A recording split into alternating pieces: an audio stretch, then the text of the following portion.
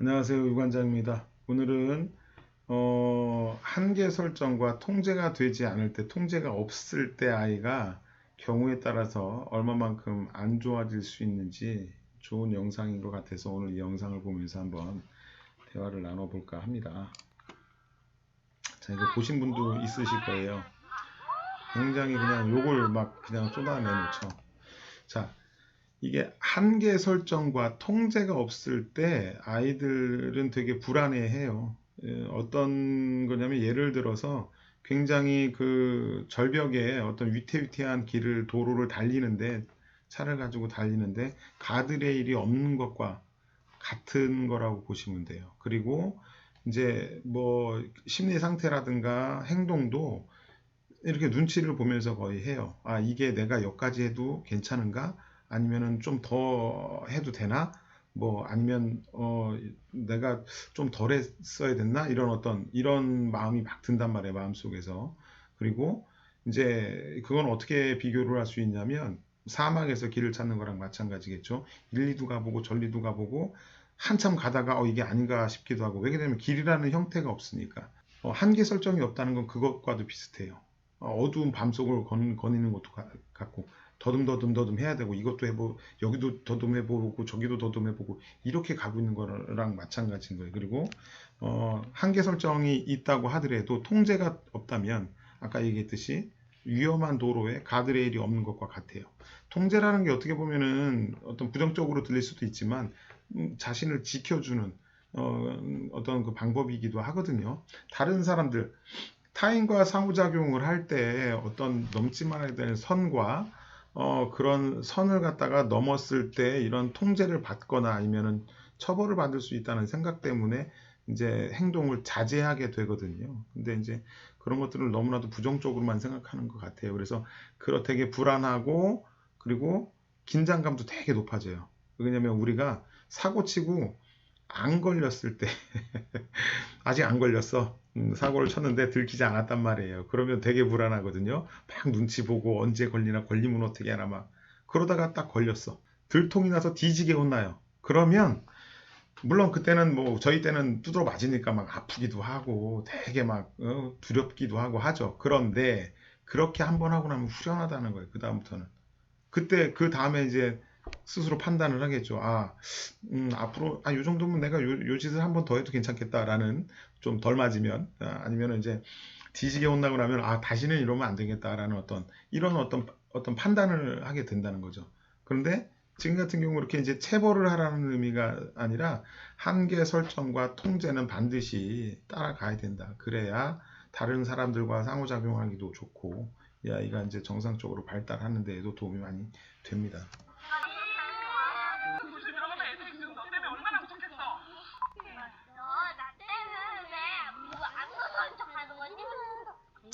이거는 지금 본인이 무섭기 때문에 이렇게 얘기를 하는 거예요. 본인이 무섭기 때문에 보통 우리가 상대방을 결국은 이런 그 한계 설정과 통제가 없으면 교육하시는 분도 그렇고 아이도 그렇고 다 슬퍼지는 거예요. 다.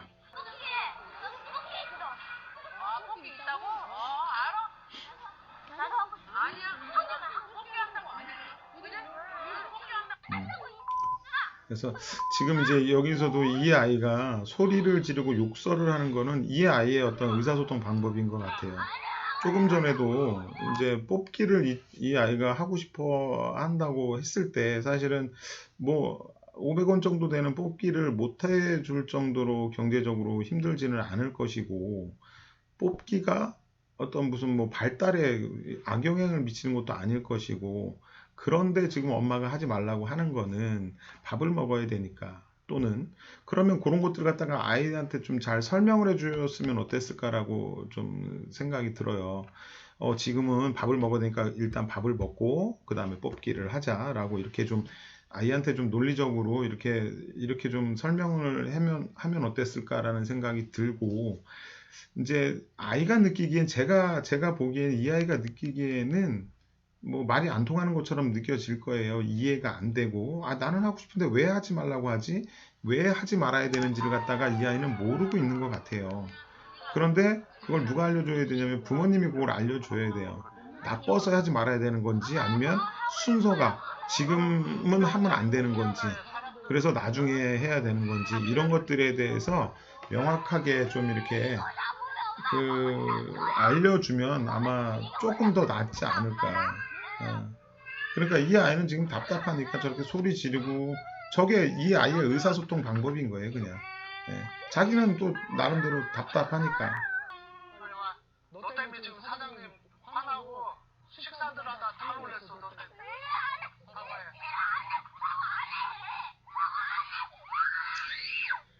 이제 이 아이가 그게 왜 잘못한 건지 물론 이제 많이 설명하셨을 거예요.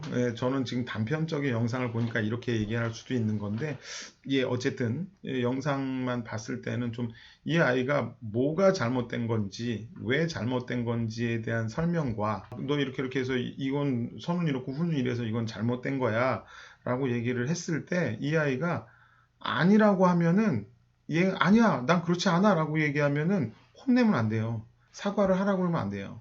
얘 생각은 아닌 거예요. 그럼 우리는 뭐를 해야 되냐?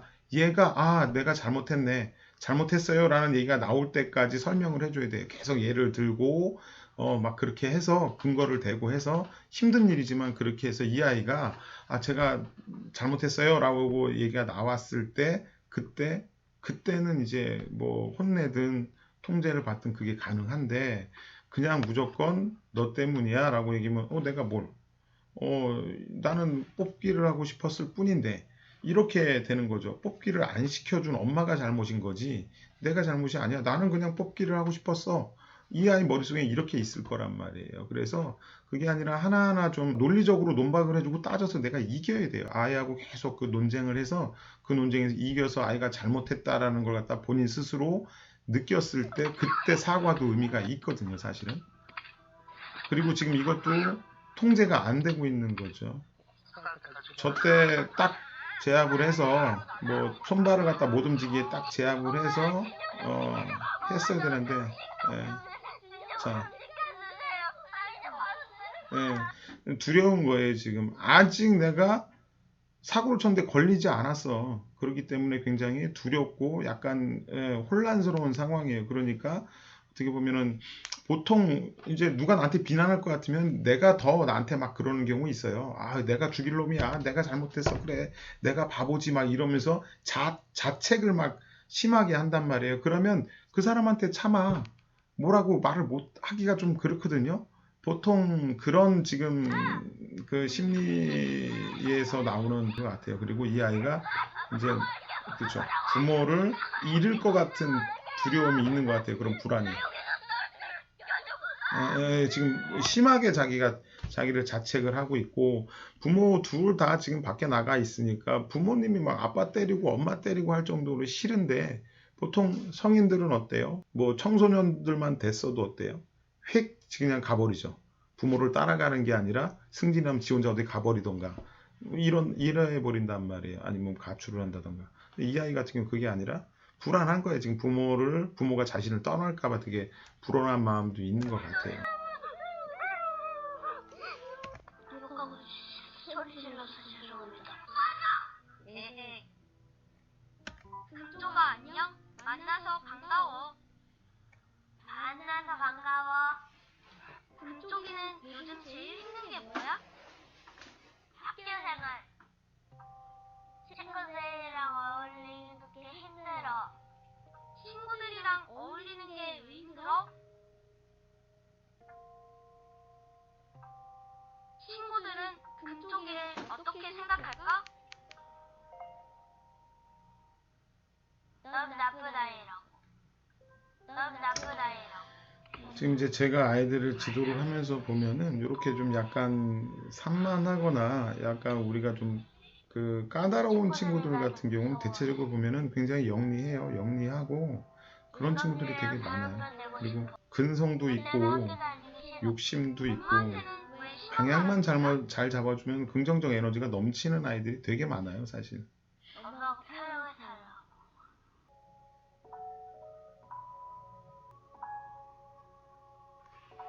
엄마가 나 없어지면 편해질 것 같아. 지금 이제 마음속에 엄마가 나 없어지면 부모가 자기를 버릴 것 같은 두려움이 있는 거예요. 같아 엄마. 예, 또 엄마 아빠 없으면 못 살 것 같으면서도 부모가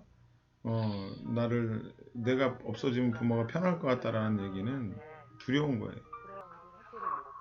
학교를 못 가. 근데 이게 우리 집이 학교가 됐어.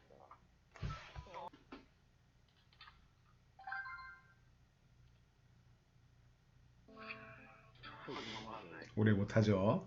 예, 오래 할 수가 없어요. 선생님 봐봐. 멀미나는 거랑 글씨 잘 쓰는 거랑 좀 또박또박 쓰는 거랑 다른 거 아니야? 아니 뭔 사근.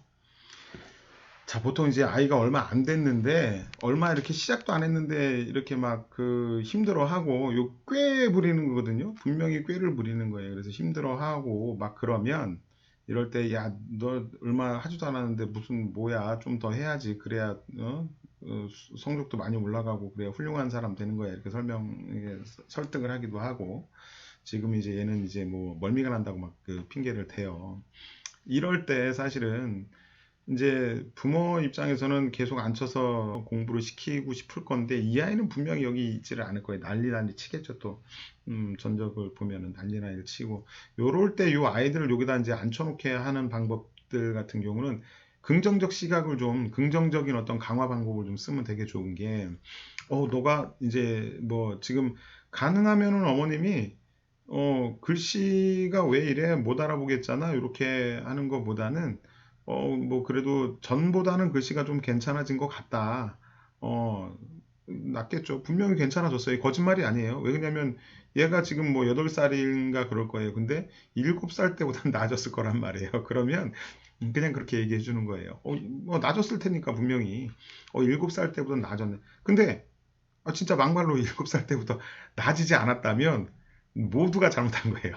학교니, 뭐 선생님이니 부모님이 모두가 다 잘못한 거예요. 분명히 나아져요. 다들 노력하니까 조금씩. 그게 속도 차이만 있을 뿐이지 분명히 나아진단 말이에요. 그래서 그렇게 나아진 부분들을 자꾸만 얘기를 해줘야 글씨를 더 쓰고 싶을 텐데, 뭐 얘 나름대로 노력해서 쓴 게 그 모양인데, 그걸 갖다 계속 뭐라 한단 말이에요. 그러면 이 아이는 쓰기 싫겠죠. 그게 이제 싫어지는 거예요. 글씨 쓰는 게.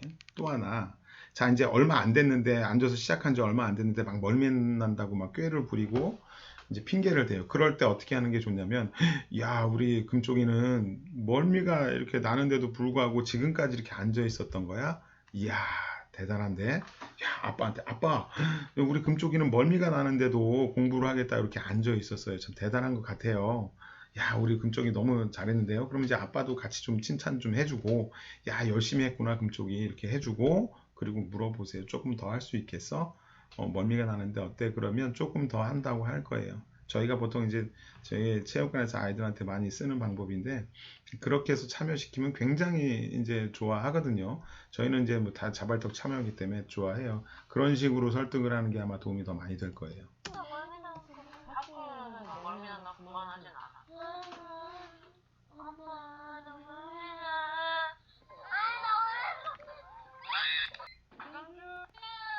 멀미 나도 일어나는 하느라고 뭐 하는 거야? 이렇게 좀 너무 이렇게 옆에 가서 할 필요는 없어요. 그냥 딱 얘기 통보하고, 자, 이렇게 이제 통제가 들어가죠. 그래서 그 통제력을 갖다가 어느 정도 아이가 익숙해졌을 때 이제 단체 생활이라든가 사회생활을 할 수가 있어요. 2시간을 이렇게 앉아 있었던 것 같아요. 2시간을. 그래서 정리를 좀 해보자면 일단은 한계 설정과 통제는 반드시 필요하다. 아이가 되게 불안해해요. 되게 불안해하고 내가 언제 들킬지 언제 혼날지 모르기 때문에 얼마나 혼날지에 대한 불안함이 분명히 있단 말이에요. 그래서 그 통제라는 것이 어떻게 부정적으로만 생각할 게 아니라 그렇게 하는 게 되게 좋고, 그리고 설명을 하나하나 이렇게 좀 차근차근히 해주는 게 되게 좋을 것 같아요. 왜 안 되는지에 대해서 나빠서 안 되는 건지 지금 시기적으로 타이밍이 지금 타이밍이 아닌지, 아까 그 뽑기 같은 경우는 밥을 먹고는 괜찮은데 지금은 밥을 먹어야 된다 뭐 이렇게 한다던가, 아니면 뭐 집에 많이 했다 아니면 아빠가 돈이 없네 뭐 이런 식으로 해도 얘기를 하는 게 되게 좋고, 그리고 여기서 간간히 보이는 게 사과를 막 요구를 해요. 그런데 훈육은 아이가 내가 잘못했구나라고 느끼기 전에는 훈육이 안 돼요. 의미가 없어요. 나는 잘못한 게 없어 라는 생각을 갖고 있는 아이한테 아무리 좋은 훈육을 해봐야 도움이 안 돼요. 이 아이의 분노만 사게 돼요. 그래서 우리가 어른들이 할 것은 이 아이가 뭐가 잘못했는지 논리적으로 계속 설명을 해주고, 이 아이가 이해할 만한 증거들, 예들을 들어가면서 이 아이가 이래서 내가 잘못했구나라고 느끼게 해주셔야 돼요.